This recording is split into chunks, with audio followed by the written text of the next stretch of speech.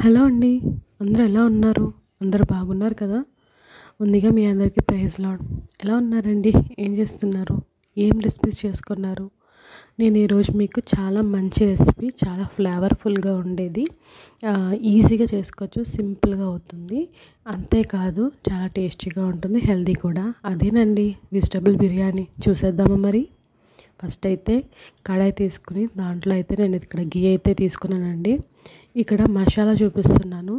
నేను యాలక ఒకటి, దాంతోపాటు లవంగాలు 4, చెక్క 1 ఇంచు, స్టారు, అనాస పువ్వు, సాజీరా, కొంచెం సోపు, దాంతోపాటు బిర్యానీ ఆకు, మరాఠీ మొగ్గ, ఇవన్నీ తీసుకొని మంచిగా నేను ఆయిల్లో వేసుకొని మంచిగా వేపుకుంటున్నానండి.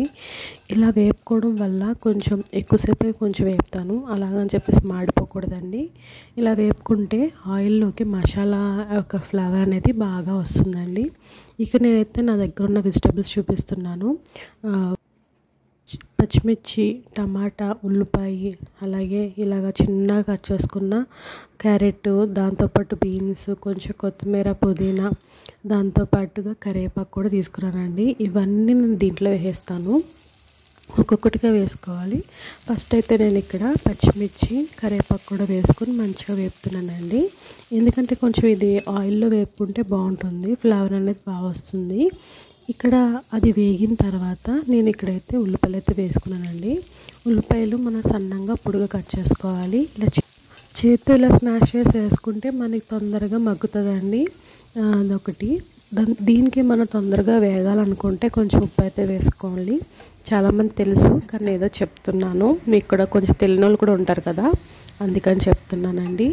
ఇది మంచిగా వేగాలి. ఇది ఎలా అంటే ఎంతవరకు రావాలంటే బ్రౌన్ కలర్ రావాలి. లైట్ బ్రౌన్ కలర్ వచ్చిన తర్వాతే ఇందులో మనకి మిగతా కాయగూరలన్నీ వేసుకోవచ్చండి. మీకు నచ్చిన కాయగూరలన్నీ వేసుకోండి, ఏవైనా వేసుకోవచ్చు. కాలీఫ్లవర్, క్యాబేజీ, ఇంకా బీన్స్, చిక్కుడుకాయ, ఇవన్నీ వేసుకోవచ్చు. నా దగ్గర ఉన్నాయి ఇవి మాత్రమే, కాబట్టి నేను వేసుకున్నాను.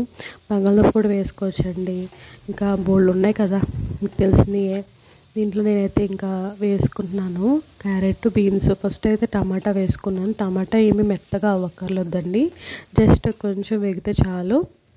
అప్పుడు క్యారెట్, బీన్స్ వేసుకుని మంచిగా కలుపుకున్న తర్వాత దీంట్లో నేనైతే ఒక గుప్పుడు బఠానీ అయితే వేసుకుని మంచిగా కలుపుకున్నానండి. ఇది కూడా మంచి నూనెలో అంత వేగిన తర్వాత అప్పుడు నేను దీంట్లో అల్లం వెల్లుల్లి పేస్ట్ అయితే వేసుకున్నానండి, 1 స్పూను.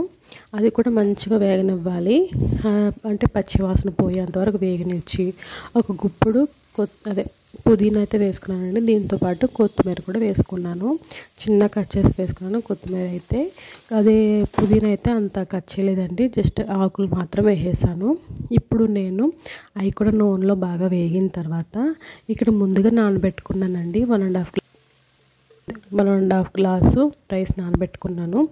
నానబెట్టుకుని 1 అవర్ తర్వాత నేను ఇలాగ నీళ్ళని తీసేసి దీంట్లో కలిపేసుకున్నాను.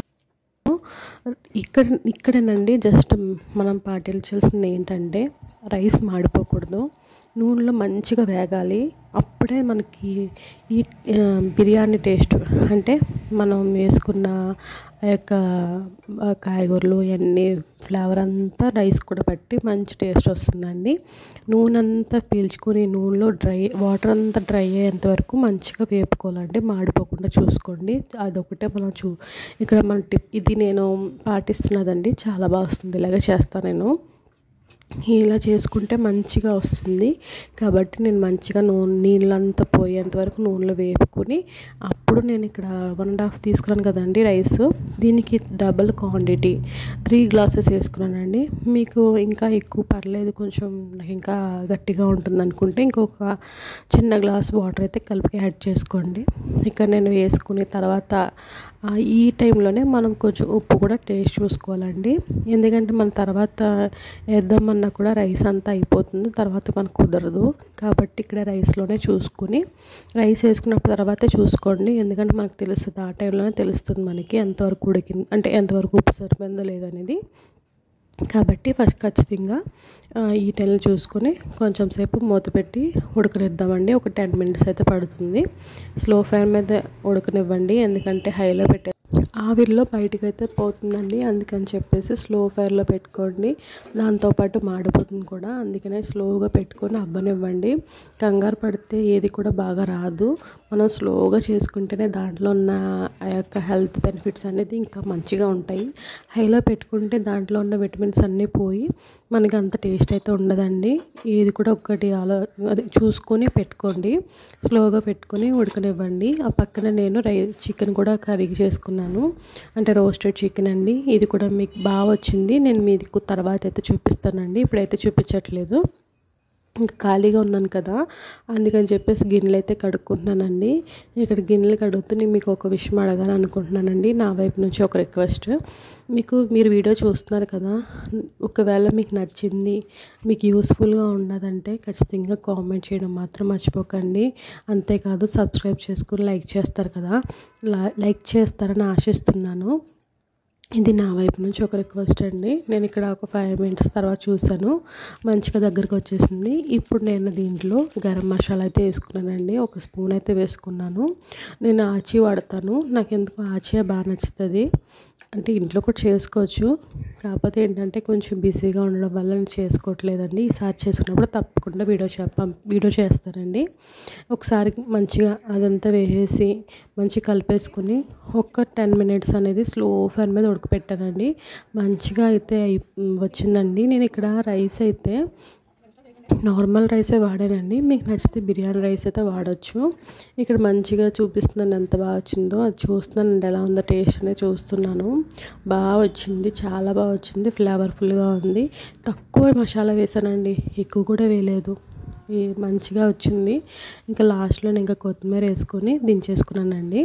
ఇక్కడ పక్కనే ఇక్కడ చికెన్ చేశాను కదా, రోస్టెడ్ చికెన్ కర్రీ అని చెప్పేసి అది కూడా ఒకసారి చూపిస్తానండి. చూడండి ఎంత ఫ్లేవర్ఫుల్గా ఉంది. ఒకప్పుడు నాకు చికెన్ బిర్యానీయే తప్ప ఇలాగా వెజిటబుల్ బిర్యానీ అంటే అంత ఇష్టంగా తినేదాన్ని కాదు. ఎందుకంటే వెజిటబుల్స్ ఉంటాయి కదా, మనకేమో క్యారెట్, బీట్రూట్ అంటే అంత ఇష్టం ఉండదు. అందుకని తినేదాన్ని కాదు. కానీ ఇలా ఒకసారి ట్రై చేశానండి. ఎలా ఉంటుందో టేస్ట్ చేస్తే నిజంగా చాలా బాగా వచ్చింది. ఇదే ప్రాసెస్లో చేసుకోండి, మీకు కూడా మంచిగా నచ్చుతుంది. అలాగే దీంట్లో కొంచెం వెజిటబుల్ బిర్యానీ, దాంతోపాటుగా కొంచెం రోస్టెడ్ చికెన్ కర్రీ, దాంతోపాటు మజ్జిగ చట్నీ అంటే పెరుగు చట్నీ మంచిగా వేసుకొని చాలా మంచిగా తినేసానండి. చాలా బాగా నచ్చింది. నాకే కొంచెం డిఫరెంట్గా అనిపిస్తుంది. ఏంటి నేనేనా ఇంత బాగా చేశానా అనిపిస్తుంది.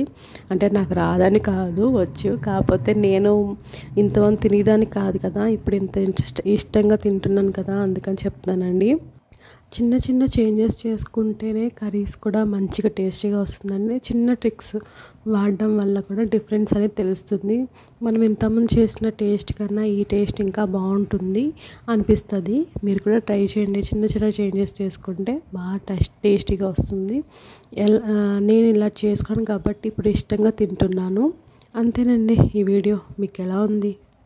మీకు యూస్ఫుల్గా అనిపించింది, నచ్చింది అనుకుంటే ఖచ్చితంగా సబ్స్క్రైబ్ చేసుకుని లైక్ చేయండి, షేర్ చేయండి. అలాగే కామెంట్ చేయడం మాత్రం మర్చిపోకండి.